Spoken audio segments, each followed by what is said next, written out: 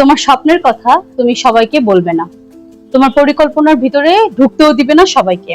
কারণ কিছু মানুষ শুধু হাসবে আর কিছু মানুষ সেই স্বপ্নটাকে মেরে ফেলতে চাইবে। মানুষ স্বভাবতই নিজের আনন্দ, উত্তেজনা, স্বপ্ন সবকিছু ভাগ করে নিতে চায়।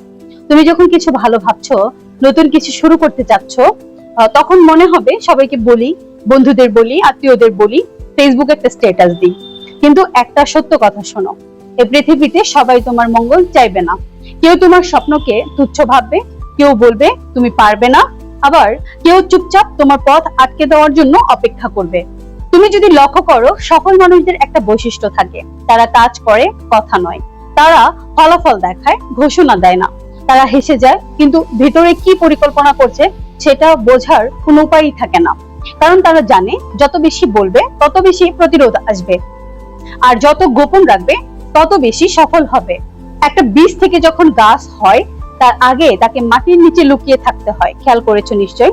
ঠিক তেমনি তোমার পরিকল্পনাকেও কিছু সময় মাটির নিচে রাখতে দাও, তারপর একদিন সবাইকে চমকে দিও। তুমি হয়তো ভেবেছো সবাই তোমার মতো খুশি হবে তোমার স্বপ্ন শুনে, কিন্তু আসলে তা না। কেউ তোমার আত্মবিশ্বাসে ঈর্ষান্বিত হবে, কেউ চুপচাপ ভেঙে দিতে চাইবে তোমার ভিত, আবার কেউ তোমার পরিকল্পনা শুনে তোমার আগেই সেটা সে নিজেই করে ফেলবে। তাই চুপ থেকো, চুপচাপ আগাও। অন্যরা যখন গল্প বলবে, তুমি তখন ইতিহাস লেখো। পরিকল্পনা গোপন রাখো, কাজ দিয়ে প্রমাণ দাও। তোমার সাফল্যই হোক সবচেয়ে বড় উত্তর সব প্রশ্নের, সব সন্দেহের, সব হাসির। মনে রেখো, তুমি যখন নীরব থাকবে তখনই তুমি সবচেয়ে বেশি শক্তিশালী।